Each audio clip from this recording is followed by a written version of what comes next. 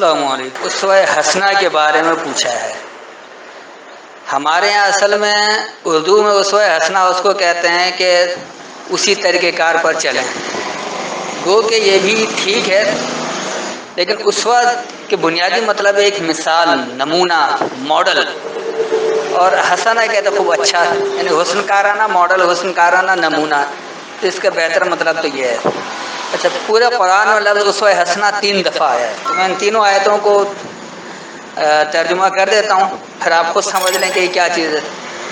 تو پہلے آ جائیے سورہ احزاب کی آیت نمبر 21، لقد کان لکم فی رسول اللہ اسوۃ حسنۃ لمن کان یرجو اللہ والیوم الآخر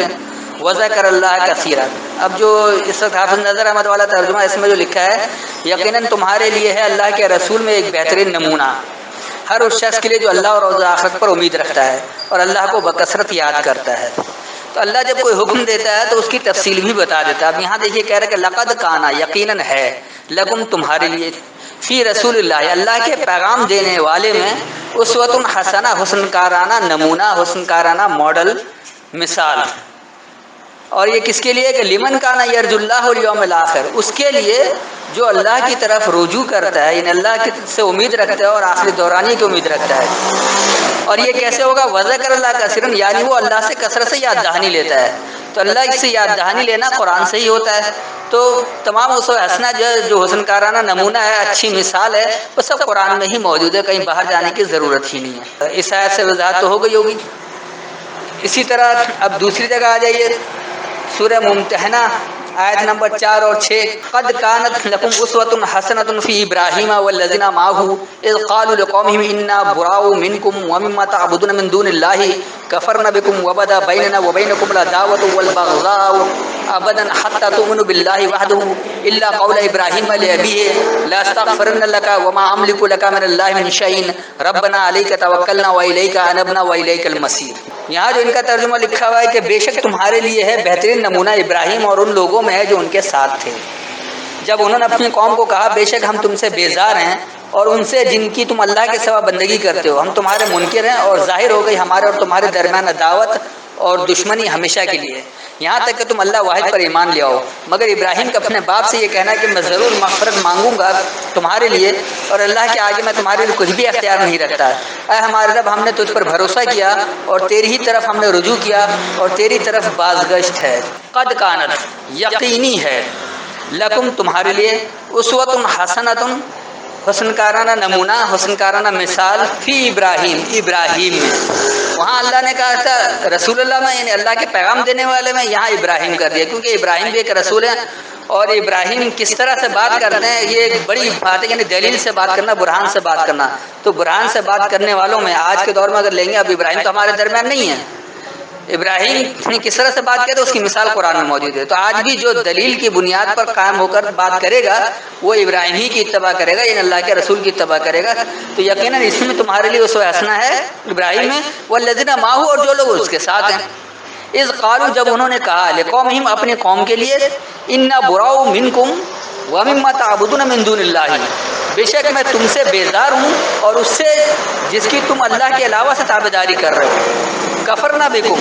ہم نے تمہارا انکار کیا، وبدا بیننا وبینکم العداوۃ والبغضاء ابدا، اور ظاہر ہو گئی ہمارے درمیان اور تمہارے درمیان عداوت اور بغض ہمیشہ کے لیے،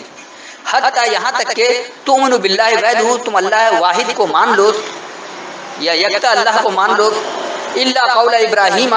صرف ابراہیم کی بات، لابی ہے اپنے بڑے کے لیے، لا استغفرن لک، کہ ضرور میں حفاظت چاہوں گا تمہارے لیے، وما املک لک من اللہ من شیء، اور میں اختیار نہیں رکھتا ہوں تمہارے لیے اللہ سے کچھ بھی، ربنا علیک توکلنا، اے ہمارے رب ہم نے تجھ پر ہی بھروسہ کیا، والیک انبنا، اور تیری ہی طرف ہم نے رجوع کیا، والیک المصیر، اور تیری ہی طرف پلٹنے کا ٹھکانہ ہے۔ تو اس کا جو رواں ترجمہ بن گیا اس میں بہت بات واضح تو ہو گئی ہے کہ یقینی تمہارے لیے ابراہیم میں اور ان لوگوں میں جو اس کے ساتھ تھے بہترین یہ حسن کارانہ نمونہ ہے، جب انہوں نے اپنی قوم کے لیے کہا کہ بے شک میں تم سے اور اس سے جو تم اللہ کے علاوہ سے تابعداری کر رہے ہو بیزار ہوں، ہم نے تمہارا انکار کیا اور ہمارے درمیان اور تمہارے درمیان عداوت اور بغض یعنی دشمنی ہمیشہ کے لیے ظاہر ہو گئی، یہاں تک کہ تم اللہ وحدہ کو مان لو، یکتا اللہ کو مان لو، صرف ابراہیم کی وہ بات اپنے بڑے کے لیے، اپنے سرپرست کے لیے یا اپنے باپ کے لیے کہ ضرور میں تمہارے لیے حفاظت چاہوں گا اور میں اللہ سے کچھ بھی تمہارے لیے اختیار نہیں رکھتا ہوں، تو اے ہمارے رب ہم نے تجھ پر ہی بھروسہ کیا اور تیری ہی طرف ہم نے رجوع کیا اور تیری ہی طرف پلٹنے کا ٹھکانہ ہے۔ اب یہ آخری آیت یہ 60 کی 6، اس کو بھی دیکھ لیں کہ لقد کان لکم فیہم اسوۃ حسنۃ لمن کان یرجو اللہ والیوم الآخر ومن یتولی فإن اللہ هو الغنی الحمید۔ یہاں جو ان کا ترجمہ ہے کہ یقیناً تمہارے لیے ان میں بہترین نمونہ ہے اس کے لیے جو امید رکھتا ہے اللہ سے ملاقات کی اور آخرت کے دن کی، اور جس نے رزگردانی کی تو بے شک اللہ بے نیاز ستور صفات ہے۔ اب یہ کیا دیکھیے، لقد کانا یقیناً ہے، لکم تمہارے لیے، فیہم اس میں، اسوۃ حسنۃ حسن کارانہ نمونہ، لمن کانا یرجو اللہ والیوم الآخر اس کے لیے جو اللہ سے امید رکھتا ہے اور آخری دورانیے کی امید رکھتا ہے، ومن یتولی اور جو اس سے پھر جائے، فإن اللہ پس بے شک اللہ هو الغنی الحمید وہی بے پرواہ تعریف دینے والا ہے، ہم سے ہے حمید تعریف دینے والا، تعارف دینے والا، نے اللہ جو تعریف دے رکھا اس کے مطابق ہی ہوگا، تو اسوہ حسنہ بھی جو ہے وہ اللہ کے تعریف کے مطابق ہوگا۔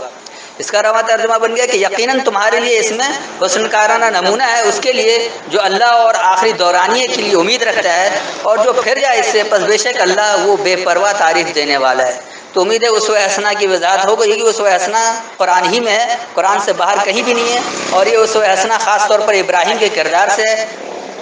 اس کو اللہ نے وضاحت کر دی ہے۔ السلام علیکم۔